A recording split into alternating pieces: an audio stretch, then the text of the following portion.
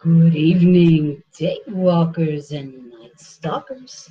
It's me, your twisted southern horror queen, coming to you live from under full moon right here in southeastern Louisiana. Missed you guys for the last couple weeks. I'm glad to have all you guys jumping on board. Susie Jones is already in the house. She was like on it. It's 7 o'clock. That tramp is online. I know she is. I'm here, Susie. Hope everything's going well for you over there. We've all got our eyes on the Gulf Coast because it looks like it's going to be a hell of a ride next week. We'll find out soon, I guess. But we got a whole lot of stuff to catch up on, and there's my boy Gavin Williams. Glad to see you jumping on board, my honey. Let's see, Jesus, 2 weeks. There's a whole lot of stuff that's gone down, and we haven't been able to talk or communicate or anything. So I got to get you guys caught up. We have finished revamping every single book that I have authored, so I am done with that. I am writing again a little bit here and there. We are doing the Adrian's Fury Dragster bio, and I'm also in the middle of writing a short story, which of course is going to be gory and macabre as hell. Yes, because that's the way I roll. One more book that will be coming out this year. Hopefully sometime around October, and that is The Legend of the Dark Man. That is a very, very bizarre and macabre book, so if you're into that, definitely check that one out. But in the meanwhile, I want to show off the Adrian Trilogy, fully revamped, Soulmate, Volume 1 of the Adrian Trilogy, Fury, Volume 2 of the Adrian Trilogy, and a light read, Legacy, Volume 3 of the Adrian Trilogy. Hey, Teresa, glad to see you jumping on board. So, yeah, if you're an avid reader, I got the hookup for you right here. It's like a New York phone book. Lots of blood, guts, gore, vampires, other creepy creatures, and, of course, vampire erotica. So 18 and over on these guys, but I think it would take somebody that's got a over 18-year-old intellect to do this much reading, but lots of good stuff in here. So check those out. The links for the new books are on my website, which is authorlynnGibson.com. That's Lynn with one N. You can find all kind of cool stuff there, along with the link to the Creepy Crate. Click on that link. Check out the Creepy Crate, and when you go to check out, use the code TWISTED and get $5 off your first order. I've shown off some of the cool stuff that comes in these crates. These guys really have us horror fans down pat. They know what we love. There is so much cool stuff in these little crates. You guys are just not going to believe this. I've got my newest shipment in, sitting right here next to me. Over $75 worth of merchandise in this box alone right here. First off, Killing Season by Carlton Smith. This is supposed to be one hell of a horror novel. Haven't read it because I don't read while I'm writing. I don't want any of that stuff to mix in with the twisted things that are in my little mind. So I don't read while I'm writing. It's been a very long time, and I've got a very long list of books that I want to read. This is one of them, along with The Chrysalis by Brendan Deneen. This is a top-selling novel right here, hardback, not paperback.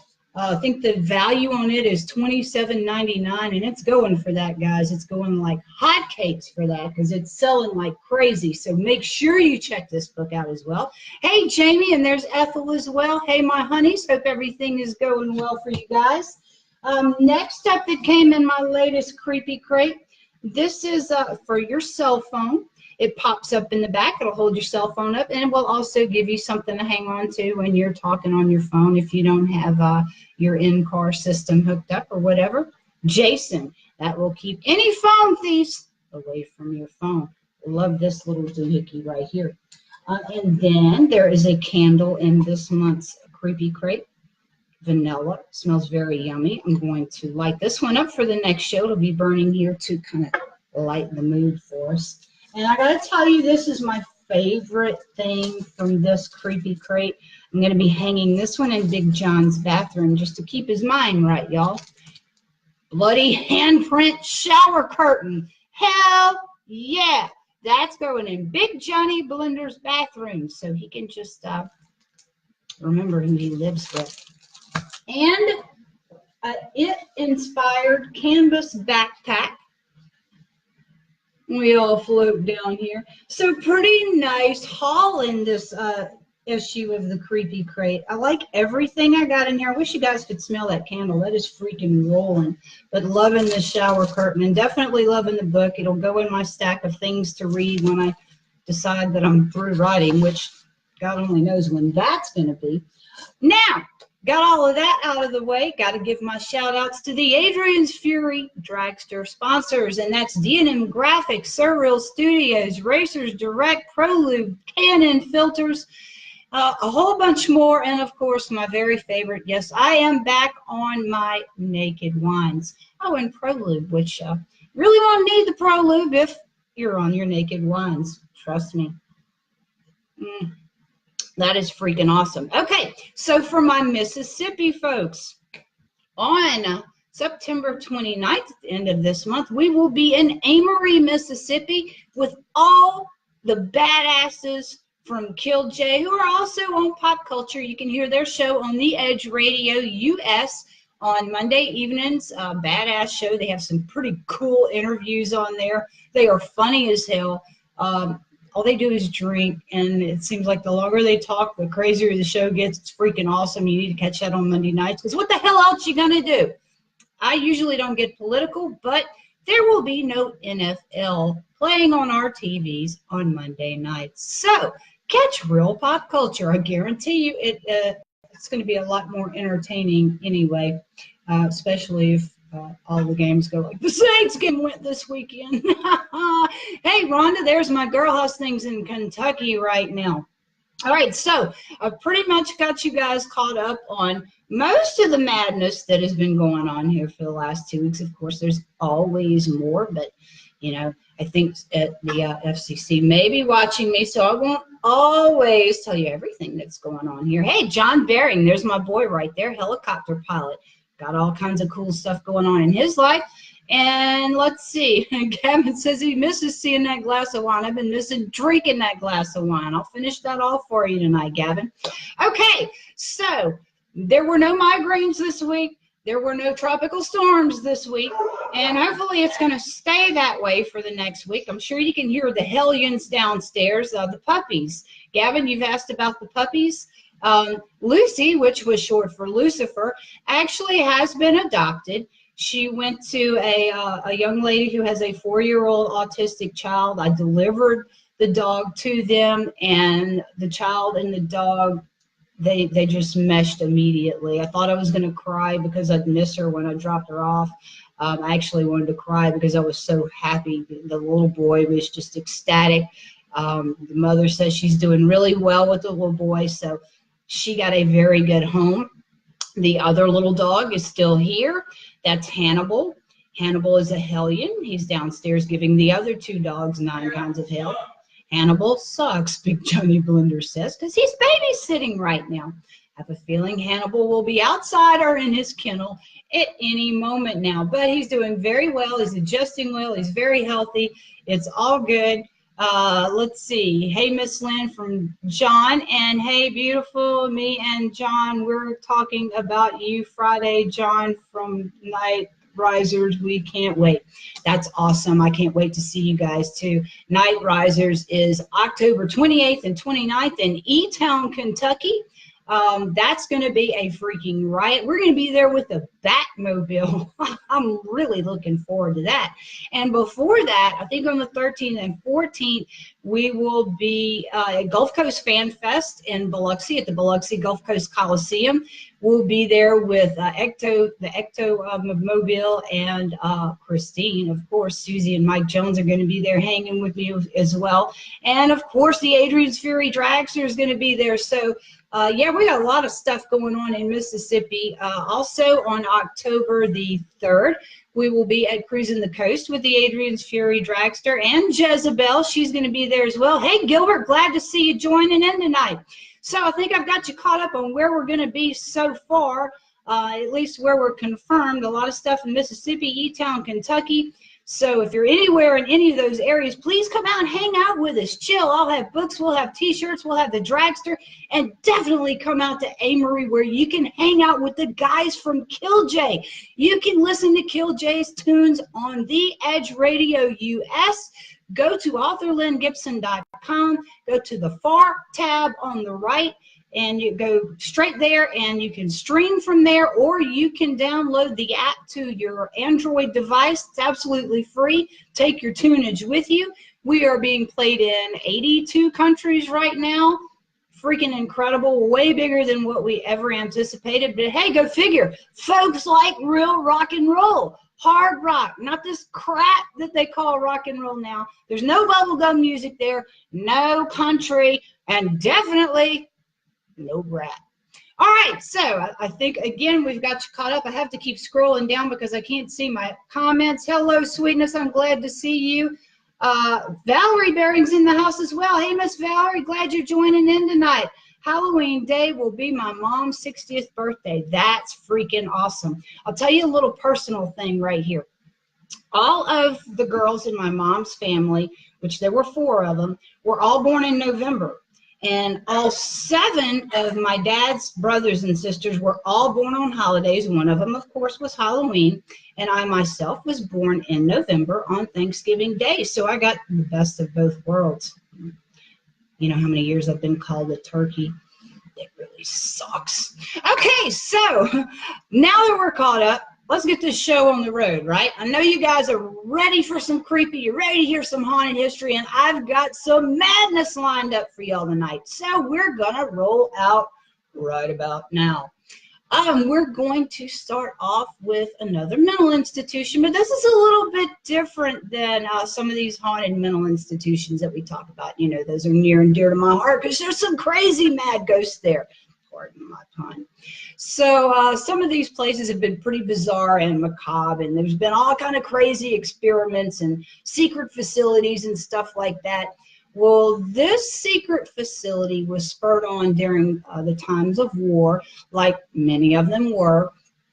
And of course, like many of them did, there were some pretty brutal stuff, experiments and stuff that were done to the patients that were staying there, if you want to call them patients, I call actually.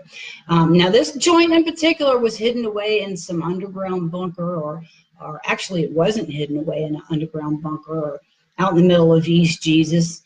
Ravenscrag, recognize that name, Gavin Williams? I bet you do. It was smack dab in the middle of Montreal. And now everybody and their grandmama knew about the mansion that was there at Ravenscrag, but not everybody knew about the Allen Memorial Institute that was there on the ground. And they damn sure didn't know what was going on inside that institution. But there were some folks that knew. And the deal with that was most of them were pretty high up the political food chain. See, back in the 1950s, this dude named Ewan Cameron was the director of the Allen Memorial Institute. Now, this joint was part of the psychiatric department of the Royal Victorian Hospital, which was part of the McGill University Healthcare Center. Now, that sounds pretty up and up, right? Not so much, because this dude was making it look like he was conducting these esteemed academic researches on human brains of these patients that were afflicted. But the truth of it was, these poor bastards that were lucky enough to be admitted to the Allen Institute went through some pretty horrific experimental testing. Now, I don't want to make it sound like this nut job was acting on his own demented theories, because he wasn't. This dude had actually been commissioned by the CIA. They wanted for him to come up with this effective brainwashing technique. Now, I'm not going to throw it all on the CIA's back either, because there was also partial funding going on by the Canadian government as well. Now, Cameron's technique was to subject his patients to new forms of psychological torture, and his methods went on to become the basis for the QBART Counterintelligence Interrogation Handbook, which is basically the CIA textbook for torture. So the motive behind this madness was to create a super soldier But this wasn't going to be nothing like Captain America, right? See, back in the 50s, everybody was paranoid about the Cold War. Now, this wasn't exactly an unfounded paranoia. There were these POWs that were coming home, and they were all waving the communism flag and all into the Communist Party because those poor bastards had been brainwashed by their captors. And the CIA was freaking out because the enemies had these mind-altering techniques, and we really didn't have anything to match up with that. Let me scroll down and see what my comments are. Valerie said hi, glad to see you. Author Paula Hardin's in the house. There's my twisted sister. So there have been all these rumors floating around for decades that China and Russia both had all these kind of perfected techniques.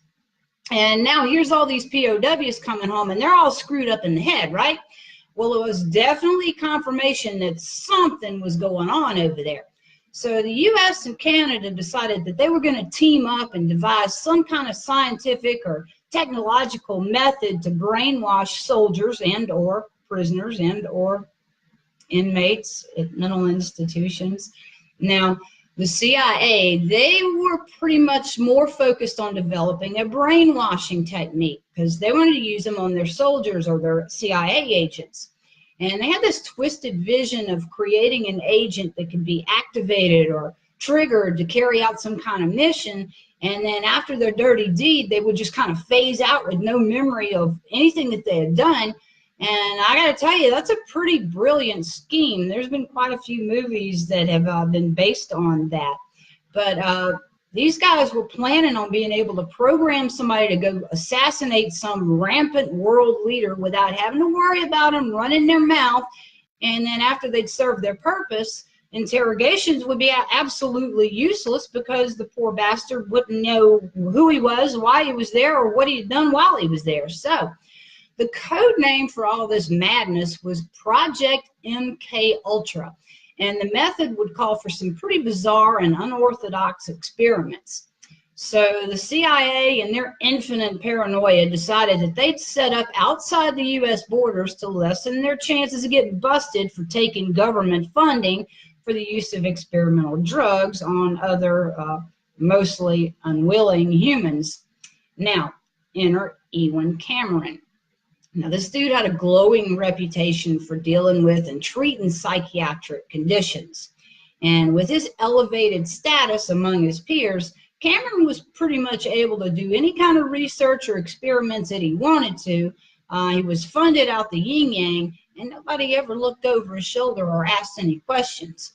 Because back in the day, there wasn't no kind of department of anything that oversaw conditions at these mental institutions. But thanks to this nut job, that was going to change. So, as with most mad scientists, this dude started out with some pretty noble intentions. He was actually already experimenting on something he called differential amnesia. But what he was doing was taking these schizophrenic patients and temporarily erasing their memories in hopes that when they did get their memories back, that the schizophrenic behavior wouldn't surface again with them. So this dude actually had no evidence to support his theories, and so far none of his treatments had backed him up successfully, but nevertheless the CIA is all over this dude to come to work for him because it was the things he was claiming he could do, and of course his superior status in that field. And besides that, this lunatic was outside the country. He already had his own institution, and he already had a whole building full of test patients. Perfect fit, right? So MK Ultra was officially sanctioned on March 18, 1957, and Cameron was getting $20K per year in annual funding from the CIA, plus his funding from Canada. So this dude starts trying to create a chemical cocktail that would erase a person's memory and personality while allowing him to implant new behaviors and new mindsets. The declassified reports list 5 different drugs that he was using. Now, sometimes he'd use them separately or individually, but sometimes he would use a wicked cocktail that would damn near kill these patients. And of course, one of these drugs that was listed was LSD. So after this dude had performed countless experiments on these poor bastards, believe it or not, he actually came up successful with some of them. He managed to come up with a toxic cocktail that would alter a patient for up to 2 months. But his procedure was pretty freaking brutal. Now, step one of his procedure was an intense set of electroshock therapy at 110 volts per shock. And that was what he used to break down the patient's behavioral patterns. And he called this depattering. Step two was to force the damn near brain dead patient to listen to a repetitive verbal signal for 16 hours a day for up to a week. Step three, he would cover the eyes and the ears of the patient and deprive their senses for days on end, and then he'd go back and repeat the repetitive verbal signal step for another week or so. Then he'd finally put the patient into a drug-induced coma for a period of up to 7 to 10 days. Well, after he saw some success with this technique, he decided he was going to try to speed the process up. So he increases the voltage on those electroshock therapies to 150, and the amount of sessions went from once a day to 3 times a day. So needless to say, this really screwed up these patients, but Cameron saw the fact that their brains were fried as a good thing, and of course he deemed himself successful again. So these verbal signs that he was giving them, or verbal signals, were pretty much severely negative. And he started prolonging their exposure to all of that. And after he would put them through that for a couple weeks, he would follow up with a couple of days of positive verbal signals. So some of these experiments went on for over 100 days. And those were the ones that he actually recorded as the failures. We really don't know how long his successful experiments went on. So some of these successful applications, Cameron placed the patient into a state of forced sleep for an extremely long period of time. One case in particular that was documented, this patient was knocked out for over 65 days. And that's after he had gone through steps 1, 2, and 3 of this process. Hey, Germ, there's my boy. I was just talking about you guys. And there's Ronnie and Lori Owens, too. We're talking madness tonight. So back to those documents. Actually, a step before that. The room where he would knock these patients out and put them in this comatose state was called the sleep room. How fitting, right? Well, even though most of these inmates at this mental facility were freaking brain dead, they knew that some bad shit was going down in the sleep room. So whenever they were being moved around and they had to go down the hall that was where the sleep room was, they would put their backs to the wall and just kind of slide by, hoping that nobody would reach out and grab them and stick them in that room, because they didn't want to go in there. They had enough sense left to know no. So anyway, the bulk of these documents have been declassified at this point, and even though it's really impossible to track down all these test subjects, a lot of them did resurface in the 1980s. Now, they were still screwed up, but not bad enough to know that they were pissed off. So a lot of these dudes and chicks filed lawsuits against both the country of Canada and the CIA. And the bulk of them were paid off. Most of them were paid off out of court, of course. So none of these test subjects ever fully recovered. Now, some of them were in worse shape than others, and some of them remained in the nut house until they eventually died, and some of them struggled to function in society, and of course, there were some that were just somewhere in between. So as far as Cameron, he eventually did admit that his experiments had definitely turned in the wrong direction, and he wound up dying in 1965 in Lake Placid, New York. So see, we've talked about mental institutions that have done all kinds of crazy and bizarre experiments, but this is the first one that was actually backed by 2 countries, by the CIA, and had some really covert military founding or basis underneath. So that was kind of crazy. I thought you guys should know about what our freaking government does with our tax dollars. Okay, next up, we've got medicine, bizarre testing, and of course, mental institutions out of the way. So let's talk about a cursed village. This is freaking awesome. Y'all are going to love this. There is this little town in Connecticut called Dudley Town that was settled in the mid-1700s. And some folks say that it was cursed from the get-go. Fact, there were so many horrific events that hit this little community that it was eventually abandoned over 100 years ago. Now, according to some of these local historians, the town's remains have witnessed things such as madness and suicidal and fatal accidents and natural disasters and vanishings. So what's left of Dudley Town today is pretty much just sitting on the side of a hill somewhere in northwest Connecticut near Cornwall Bridge. Now you can still see the foundations and the cellars and stone walls of some of these buildings that haven't quite crumbled yet, but the bulk of this little village has been overtaken by the forest that surrounds it at this point. Now, this curse, it actually started before the town was settled. So some say the root of the problem starts with this English nobleman that was named Edmund Dudley. Now this dude wound up getting his head chopped off after he was busted plotting against King Henry VII. Now from there it was said that someone or something slapped a wicked ass curse on his family. Then they brought the curse with them when they came to the New World, and of course it took root there in Dudley Town where they settled.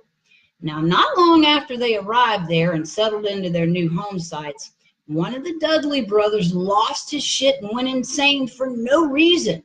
Not long after that, the settlers had decided to gather for a barn raising.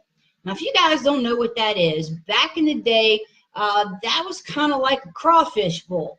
But if you went, you were expected to actually work before you got fed or before the party started. We don't roll like that in Louisiana. But anyway, that's how they rolled back there in the day.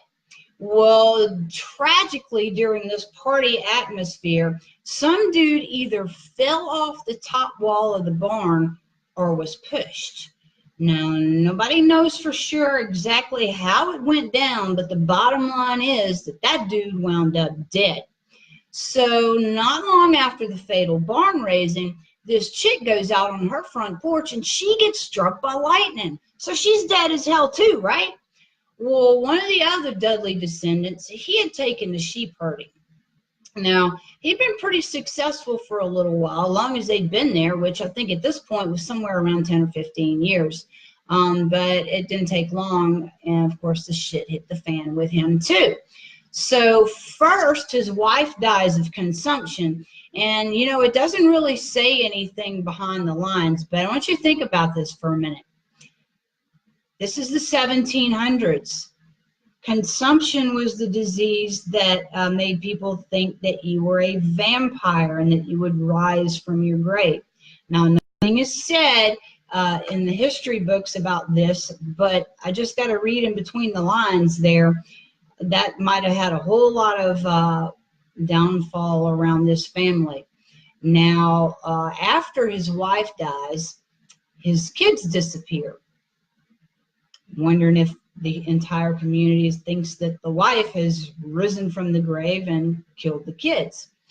Well, if that wasn't bad enough, all of a sudden the dude's house burns down. I wonder if the community decided they're going to burn the damn house down so the vampires don't come back. Well, after that, poor boy just kind of wanders off in the woods and nobody ever saw him again. So you got to wonder if there were any other little rumors that went around this Dudley brother as far as the whole consumption thing was. Anyway, shortly after that, this chick named Mary Cheney, she loses her shit and she commits suicide.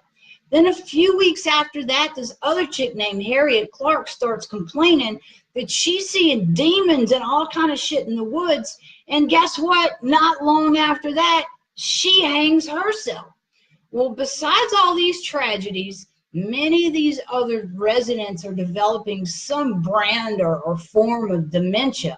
And they pretty much became useless burdens to the rest of the community.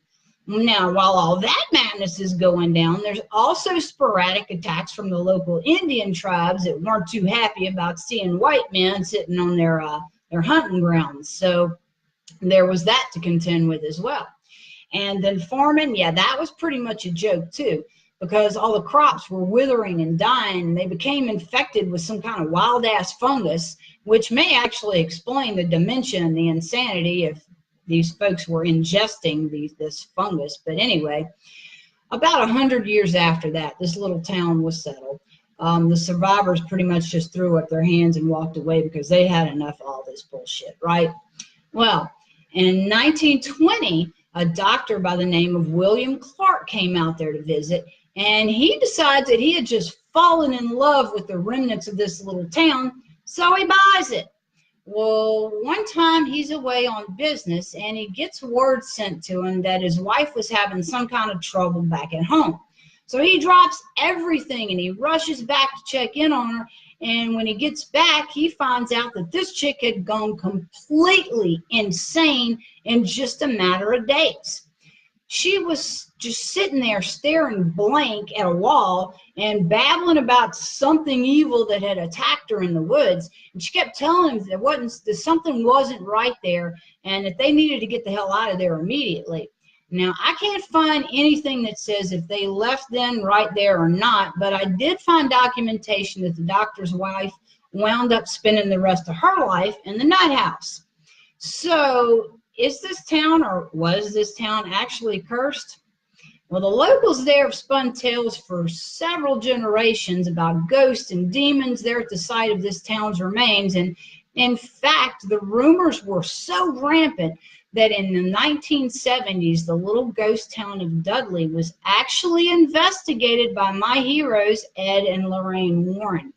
Now, the Warrens' conclusion was that the land was definitely cursed. Lorraine herself said that while she was there, she felt the presence of multiple demonic forces while she was checking the place out. Now, Ed, he felt that the curse began even before Edmund was decapitated for treason, because the Dudleys had an ancestor in England who was a judge that had condemned a shit ton of folks to death for witchcraft. Mr. Warren said that the curse of Dudley Town started after the village became a thriving town. People started going mad and reported seeing these monstrosities in the forest and all kinds of other things that were pretty much unnatural. I'm going to dig around and see if I can actually find the documentation on their visit there. Every once in a while I can run across some of their journals and stuff. That would be cool to see. But anyway, today this property is privately owned, so it's not for visitors, but you can get close to it. And as you're going up the hill, approaching the area, they say that it goes absolutely deathly silent. There are no sounds of birds, no sounds of bugs or other insects or critters or creepy crawlies, and the air gets really thick, and it's got a very strange, evil feeling that'll come over you. And they say that it is definitely not a happy place to be. All right, so next up, we are rolling right along tonight. I got to have a little bit of my naked wines. That is freaking awesome. That's a peach wine. I don't normally like peach, but that's rolling right there. If you would like to try naked wines, I still have $100 vouchers. I think you have to throw like $40 at it, but still, that's $100 off a case of wine. Plus, you get free shipping on your first order. And it's killer wine. This ain't no Boone's Farm, folks. I'm telling you, I am a Boone's Farm connoisseur, but I also like the good shit too. And that is definitely the good shit. Okay, so I've had my drink. I should have waited. We should have all just met up at Captain Tony's Saloon, right? Well, we're kind of going to do that now. Now, this joint here has one hell of a history behind it. Now, there's all kind of good stuff like murder and mystery and mayhem rolling around there. But this little bar room now is an island icon. And in the past, it's been an ice house. It's been a city morgue, a wildgrass station, a cigar factory, a speakeasy, and a whorehouse. Told you it had a hell of a history behind it. And of course, before it was Captain Tony's, it was the actual original Sloppy Joe's bar. So let's start at the beginning with it. It was 1865 when a massive hurricane, I'm sorry, here we go with the hurricane again, hits the Florida Keys. So water comes crashing through the entire city, and it smashes damn near everything that was standing. And the city morgue, which later became Captain Tony's Saloon, of course, was not spared any devastation either. And inside the morgue at that time, there were actually a whole bunch of corpses that were in line waiting to be autopsied, or they had been prepped to be buried, or, you know, they were all in different stages of deadness. But they all got washed away except for one, which they found in the rubble, which had washed up to the front of the outside of the building. They actually dug it out of there. Now, legend has it that that corpse is buried beneath the building and is surrounded by holy water. Gotta wonder why they had done that. But anyway, it's supposedly enclosed in a wall where the pool room is now. Now, later on, the morgue was turned into the local pub, but it wasn't big enough to service all the town drunks, so they expanded it.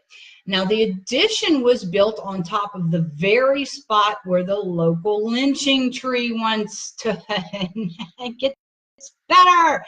So this tree had seen a whole lot of action. And among one of the folks that had hanged there was this that went absolutely apeshit one night. And she kills her 2 sons and her husband because I guess she'd had way too much testosterone in her life at that point in time. I understand. So they didn't play around back in the day, and they hung that bitch in the same blue dress she was wearing when she killed all of them. As a matter of fact, she was actually still covered in their blood when they hanged her.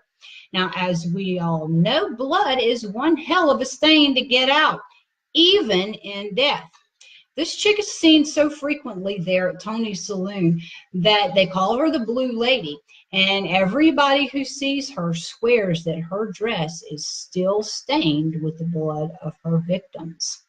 But the Blue Lady's not the only female ghost that hangs out there at the bar. Back when renovations and the addition were being done, the construction crew was removing some of the old flooring there, and guess what they found? Yeah, they found bones, and a lot of them. A lot of folks seem to think that those were the bodies that had been in the morgue after the hurricane. And I guess they had been found and brought back on site. But among all these scattered, mismatched bones was a headstone, and etched into that headstone was the name Elvira. So there's another tale of a chick that went looking for her old man there back in the day when the saloon was a speakeasy. Now, she shows up with her infant child, and she actually finds her husband, but he wasn't alone. He was drunk off his ass, and he was hanging all over some hooker that wasn't a whole lot better off. So old Curl lets her crazy slip loose. She runs into the ladies' room, and she murders the infant, throws the body underneath a blanket, and hauls ass, and is never seen again. Well, at least not while she's got a pulse. So those are just some of the few macabre and bizarre stories that build the history around Captain Tony's Saloon. Needless to say, damn near everybody that hangs out there has seen, heard, or felt some weird shit going on around this joint. And of course, one of the biggest hot spots is the women's restroom. Get your mind out of the gutter, folks. That ain't happening there. So there's something going on with stall number 1. It's just not quite right. There's been a lot of people that will report going in there, going into stall 1, but the door's locked. So they'll go in the next stall. And, you know, girls, we peek under to see what the bitch next to us is wearing on her feet. Well, there's no feet there. But while the person's in the stall next to them, they can hear the door unlatch and open and close again and relatch. But nobody ever comes out. And there's never any feet underneath there. So that is something that happens there pretty frequently. Then the bar's owner, Joe Farber, he's had a few hair-raising experiences there too. Now, he was a skeptic when he first bought the place, but it didn't take him very long to change his mind. So one night after closing, he was there alone. It's somewhere around 4 o'clock in the morning, and he hears this voice calling his name. So he gets up from his desk and he starts looking around, and there's nobody there. And he walks into the back and he sees that both the back doors are wide open. Well, that was the first thing he locked up when he closed the bar up. So it freaks him out a little bit, but he winds up blowing it off and he goes on about his business. Well, a short time after that, a few days later, he hears the same exact voice calling his name out, and it's telling him, don't leave. Don't leave. So Joe gets up after what happened last time, and he runs to the back doors, but he finds out that they're locked. So nothing's out of the ordinary, checks the place out, and he says, okay, well, I'm done here, and he goes home. Well, around 6 a.m., Joe gets this call from the police saying that they found the body of a teenage girl in front of the bar. And it says that what had happened was,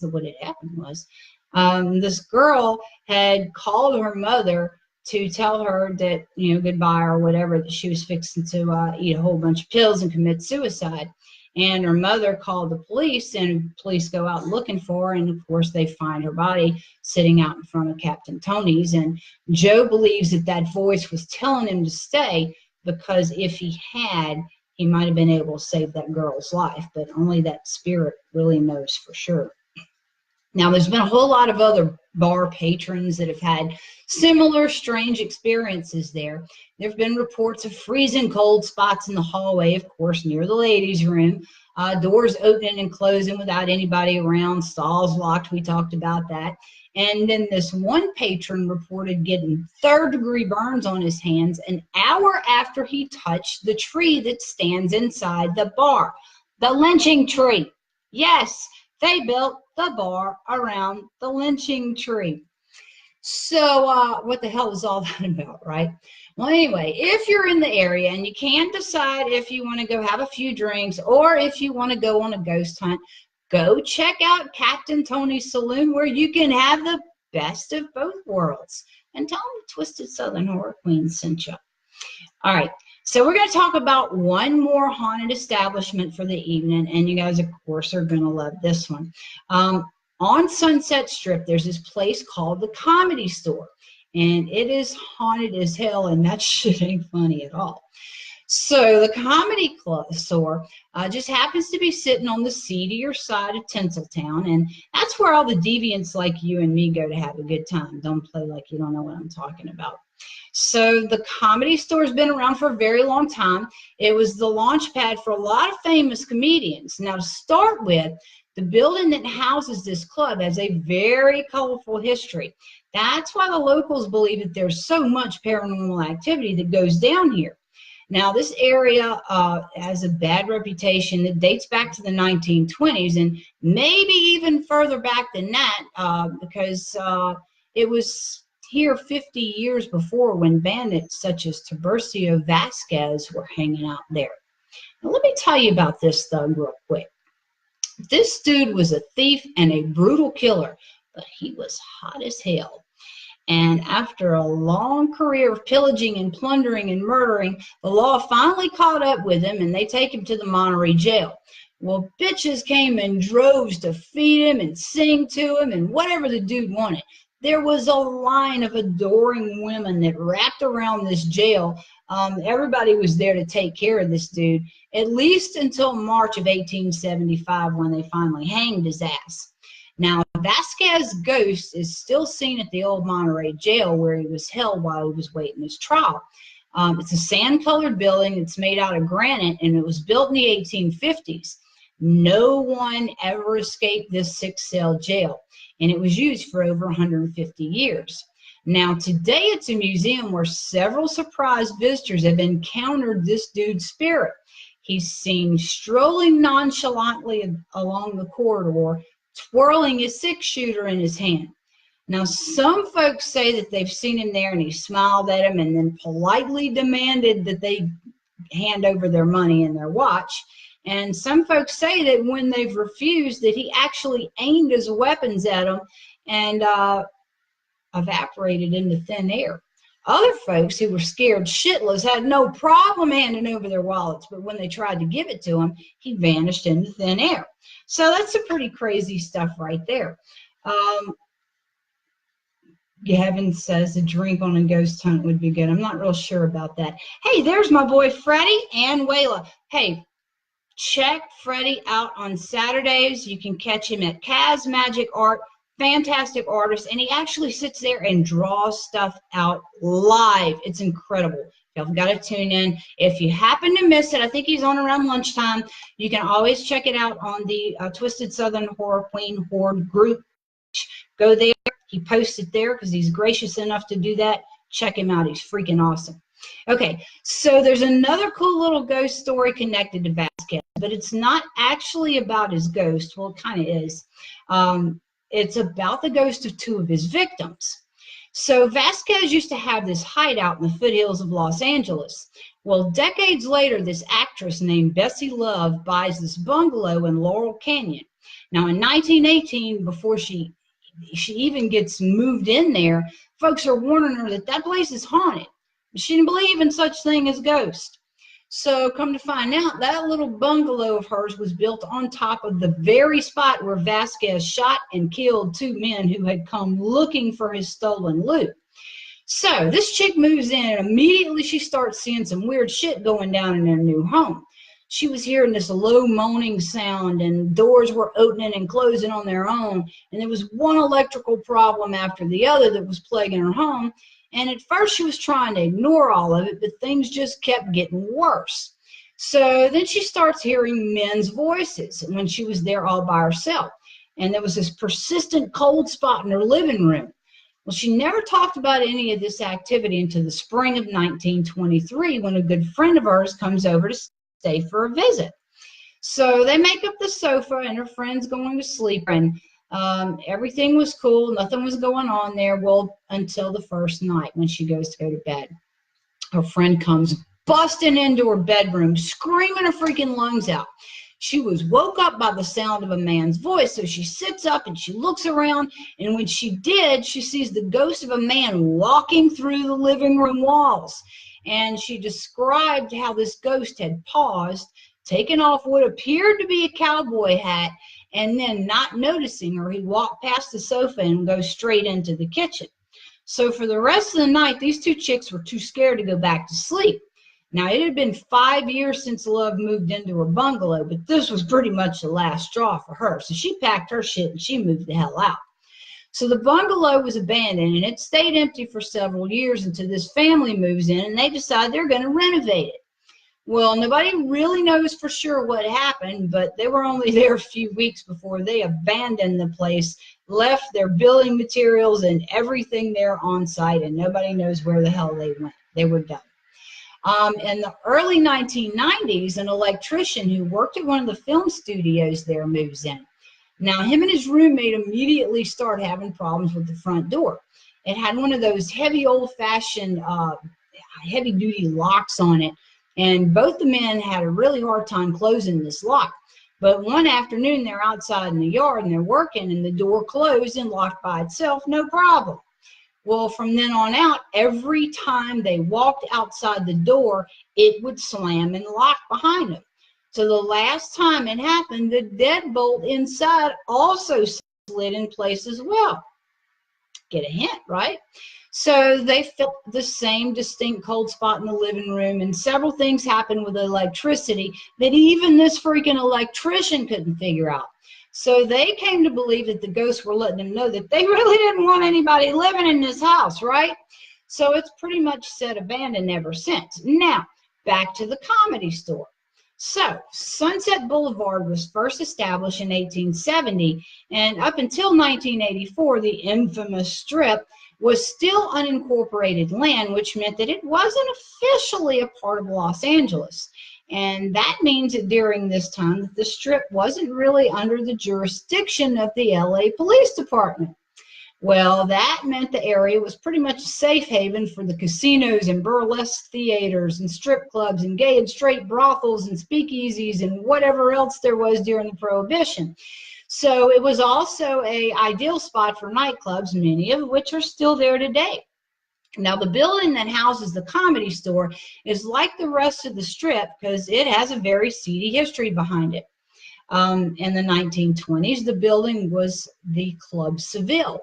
And it was this place was actually cool as shit. It was way before its time.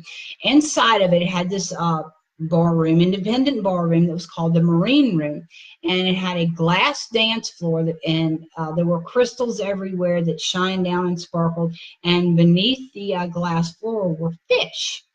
So a lot of the people were really cool underneath the dance floor. They're dancing around. There's these fish, but a lot of the chicks would freak out because the fish could see up their skirts. Whatever. Anyway, there were some also that had some issues, and they were scared that the glass would break while they were standing on it. So the club actually didn't last very long.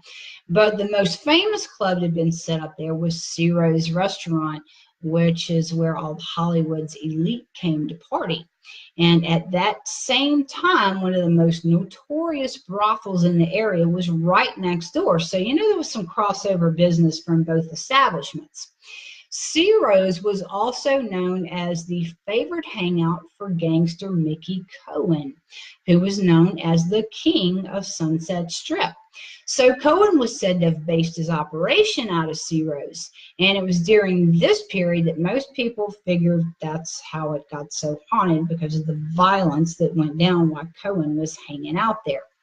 So legend states that the building still has peepholes and handgun stations that Cohen's men used during the Bloody Sunset Wars. And when all the mobsters were fighting over the turf in 1947, some serious shit went down in there. It's also very well known that Cohen used the basement of Ciro's to beat, torture, and even murder some of his victims, but that's not the only bloody criminal act that was going on down there. Remember that brothel that was next door? Yeah. Apparently, there was a rather unscrupulous doctor that was doing illegal abortions in the basement when the hookers and the dance girls found out they had an unwanted pregnancy. So, there's that. Now, let's talk about some of the ghosts that folks claim that they see there. Now, one apparition in particular is this dude that shows up wearing a World War II bomber jacket. And folks see him in the upstairs office and sometimes in the Comedy Store's kitchen. It's kind of weird when folks see him, though, because they say that he's ducking down and he's cowering in a corner or behind something, and then he suddenly just disappears. Now, a lot of folks seem to think that that was one of Cohen's many victims that got done in there at Ciro's. Now, down in the basement, it's not uncommon to hear screams and moans and sometimes what sounds like animals snarling, but nobody really knows what that's all about. Now, besides the staff and the patrons, more than a couple of the entertainers have had paranormal run-ins there. One dude named Blake Clark, which is actually a comedian and / employee that works there, said that one night after hours, he saw what he described as a strong force pushing against the padlocked metal gate that closes the basement off from the rest of the club. He said it freaked him the hell out, and he hauled ass, but he did go back to take a second look later, and when he did, he saw this towering dark entity standing there that appeared to be about 7 foot tall. He said that dude never went to the basement again after that. Now, in the main room, both patrons and employees have spotted a man in the back who they've nicknamed Gus because he's there so much. It's said that he's always dressed in a black suit, and folks seem to think that this was one of Cohen's hitmen. Now, in the same area where Gus hangs out, another witness saw an ashtray hover over a table and then go crashing into an opposite wall. And from the main room, an employee has also reported seeing a chair go just sliding crazy across the stage floor. Now, one of my personal favorites, the most famous ghost story to come out of the Comedy Store involves the comedian Sam Kinison. Kinison was a comedian that performed in a really loud and frenzied voice. I guess that's why I like him, because he's really obnoxious and loud and crazy. Kind of like Big Johnny Blunder. Anyway, apparently the ghosts that are attached to the club didn't like the voice that Kennison used. So Kennison was a regular there, and a lot of times when he was on stage performing, he'd have all kind of problems with his audio. So sometimes they'd kick it up a notch, and they would cause electrical issues too. Now, when Kennison had the ghost really riled up, sometimes when he was talking in the mic, these strange hissing sounds were being broadcast to the speakers. Now, he couldn't hear this, but the club regulars and the people sitting out in the audience said that the hissing sounded like angry voices that kept saying, it's him, over and over again. So one night, Kennison gets fed the hell up with as his performance is being interrupted and disturbed by these ghosts, so he decides he's going to challenge them.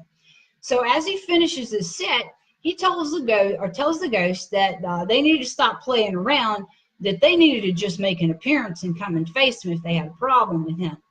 Well, as soon as the words left his mouth, all the lights in the club shut off and left everybody in there sitting in complete darkness. Now, there's also another ghost that haunts the building. It's the spirit of a comedian named Steve Labutkin. Now, back in the day, Labutkin tried unsuccessfully to organize all the comedians at the club to strike for higher wages. After his failure, Labutkin became depressed and he was banned from performing at the club. So he went up on the top of what was then the Continental Hyatt House and jumped to his death. It's said that his body landed near the entrance to the Comedy Store. And today, folks still see him pacing back and forth right there where his body was said to have landed. All right, so we've covered villains from the past, mobsters, madhouses, crazy scientists, bizarre experiments, haunted houses, haunted barroom, murderers, brothels, and a haunted comedy club. So I think we pretty much made the rounds tonight. And remember, if there is any ghost legend or any haunted history or any urban legend that you would like to hear more on, shoot me a message. Tell me a little bit about it. Tell me where it originates from. I love to do research. And if I can find enough information and it looks like there's enough collaborating details there, I'll put it on an upcoming stream and, of course, give you a shout out. In the meanwhile, if you need to get your scary on before next Tuesday, you can always go to authorlynnGibson.com. You can check out my blogs there. There's links there at the bottom of one of the pages to past interviews and past shows. You can check out pictures from past events, pictures of the Adrian's Fury Dragster. Also, don't forget to check out the Creepy Crate link right there at the front of the home page on the right-hand side. Click on that, read a little bit about the Creepy Crate, and if you decide to subscribe, which you really need to do that, when you go to checkout, use the code TWISTED and get $5 off. Like I told you, dude, this is a $75 box that I showed you guys earlier. We don't pay anywhere near that. And because those folks over at the lineup love all us creepy kids here at the Twisted Southern Horror Queen show, we get a discount. So use it. Put it to its advantage. And I've said this before. Even if you're not a creepy kid and you got creepy kids in your life, Christmas is coming up. If you're a cheap bastard, subscribe. Start collecting the Creepy Crate every other month. And you've got Christmas presents for folks like me. Trust me, nothing's going to make them happier. Also, check out The Edge Radio US. If you're into badass banging rock, you can hear some Kill J there along with some Black Top Mojo and Ozzy Osbourne, AC/DC. If they're badass and they're screaming, you can hear them on The Edge Radio US. So check that out. Download the app, free for your Android device, and carry your badass tunes with you. All right, folks, I thank you guys for supporting me, for hanging out with me tonight and getting your scary on. Check me out later on. I'll have a blog out for you later this week. It'll be a surprise. It'll be a surprise to both of us because I'm not really sure when I'm going to put out yet. But check that out. You can find it on the Southern Horror Queen Facebook page or, again, at authorlynnGibson.com.